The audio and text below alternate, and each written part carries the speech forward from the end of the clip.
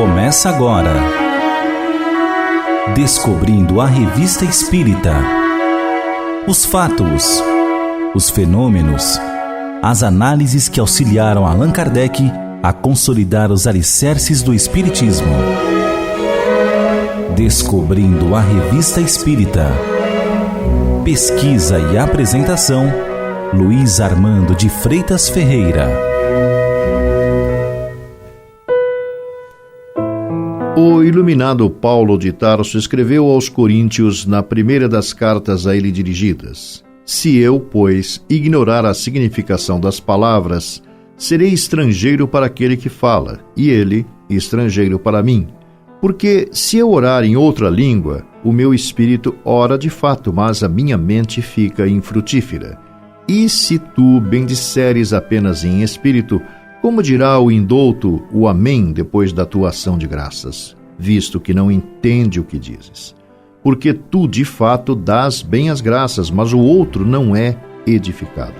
O trecho foi resgatado por Allan Kardec em artigo reproduzido no número de agosto de 1864 da Revista Espírita, que ele procura esclarecer dúvidas sobre o conteúdo do último capítulo do livro O Evangelho segundo o Espiritismo, que se constitui numa coletânea de preces sugeridas aos leitores da obra.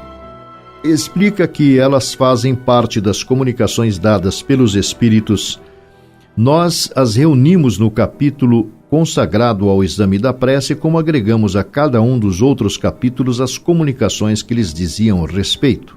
Sobre a enunciação de preces em idiomas diferentes do profitente, pondera que todas as religiões antigas e pagãs tiveram sua língua sagrada, língua misteriosa, inteligível, apenas aos iniciados, mas cujo sentido verdadeiro era oculto ao vulgo, que a respeitava tanto mais quanto menos a compreendia.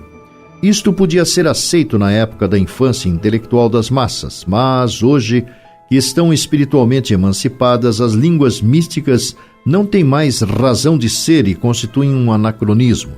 Querem ver tão claro nas coisas da religião quanto nas da vida civil.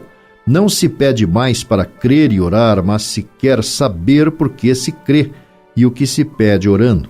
Embora as gerações atuais ignorem, o fato é que até pouco tempo antes da metade do século XX, as orações públicas nos templos da escola religiosa dominante no Ocidente, o latim era de uso habitual nos primeiros tempos do cristianismo e tornou-se para a Igreja a língua sagrada, e é por um resquício do antigo prestígio ligado a essas línguas que a maioria dos que não o sabem recitam a oração dominical nessa língua em vez de na sua própria. Dir-se-ia que ligam a isto tanto mais virtude quanto menos a compreendem.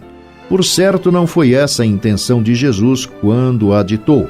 E tal não foi igualmente a de São Paulo, quando disse: Se eu orar em outra língua, o meu espírito ora de fato, mas a minha mente fica infrutífera. Ressaltamos, prossegue Allan Kardec, a necessidade das preces inteligíveis. Aquele que ora sem compreender o que diz, habitua-se a ligar mais valor às palavras do que aos pensamentos. Para ele, as palavras é que são eficazes, mesmo que o coração em nada tome parte. Assim, muitos se julgam desobrigados depois de recitarem algumas palavras que os dispensam de se reformarem. É fazer da divindade uma ideia estranha, acreditar que ela se deixe pagar por palavras em vez de atos, que atestam uma melhora moral. Orienta, por fim, que a principal qualidade da prece é ser clara, simples, concisa, sem fraseologia inútil, nem luxo de epítetos que não passam de falsos adereços. Cada palavra deve ter o seu alcance, despertar um pensamento, agitar uma fibra.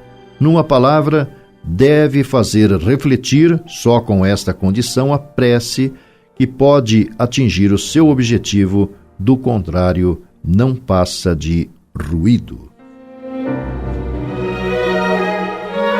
Você ouviu Descobrindo a Revista Espírita.